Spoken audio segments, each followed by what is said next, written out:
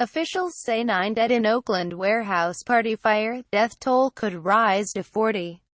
At least 9 people died when a fire tore through a warehouse in Northern California during a rave party, and officials fear the death toll from the tragedy could rise to 40. So far, 9 bodies have been recovered from the site, which is not considered a crime scene. Alameda County Sheriff's SGT, Ray Kelly, said Saturday the bodies have been taken to the coroner's office to be identified. Kelly says there are more bodies trapped in the debris that are hard to reach and need to be cut from the wreckage. He says excavators, a crane and dumpster trucks are being brought in to help in the recovery, and the building is being flooded with light to allow crews to work through the night. Kelly says crews will have to move very slowly as they pull out debris and look for more victims. He said that at least 24 people remain missing. Firefighters responded to the 3-alarm fire at the warehouse in Oakland around 11:30 p.m. local time Friday. They fought the fire for hours before putting it out. Officials said there may have been between 50 to 100 people inside the 2-story building in Oakland's Fruitvale district when the fire broke out. People either got out unscathed or were trapped inside the structure, which had no sprinklers. California Governor Edmund G. Brown Jr. today issued the following statement. Ann and I were saddened to learn of last night's tragic fire in Oakland. Our thoughts are with the entire city in this difficult time, and we extend our condolences to the family and friends of those lost.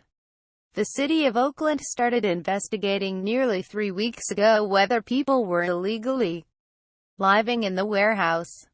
Darren Ranoletti, of the City of Oakland Planning Department, says the city had received reports of people living illegally in the building, which was only permitted as a warehouse. They opened an investigation on November 13. He says an investigator went to the premises on November 17 but could not gain access to the inside of the building. Ranoletti says they had not yet confirmed people were living inside. Photos posted online of the warehouse, called the Oakland Ghost Ship, showed pictures of a bohemian, loft-like interior made of wood and cluttered with beds, rugs, old sofas, pianos, paintings, turntables, statues, and other items. Neighbors had complained of trash piling up outside the property and concerns the garbage posed a danger, according to the city's Planning and Building Department website. Just before noon local time, officials said they were beginning a recovery and identification process. This is just a tragedy, SGT. Ray Kelly, a spokesman for the sheriff in Alameda County, said. The warehouse party featured musician Golden Donna's 100% Silk West Coast tour. Most of those who were killed were found on the second floor, the East Bay Times reported.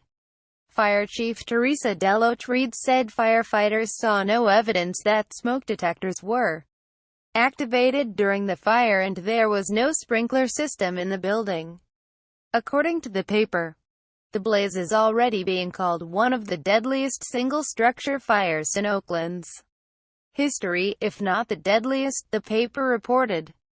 This is a true loss for the city, for the firefighters who responded, and the people who lost family and friend. It's just tragic, a real tragedy, the paper quoted the fire chief as saying. At a morning news conference, Deloach-Reed said the warehouse space was divided by partitions, and the only staircase to the second floor was made of wood pallets. The way the building is situated, it made it difficult to escape, she said. She said the cause of the fire was under investigation.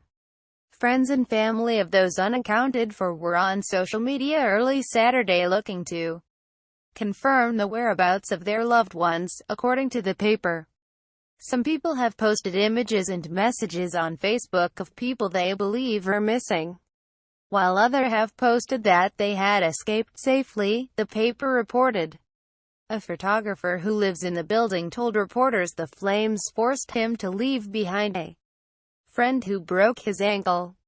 It was too hot, too much smoke. I had to get out of there, Bob Mule said, according to the East Bay Times. I literally felt my skin peeling and my lungs being suffocated by smoke. I couldn't get the fire extinguisher to work.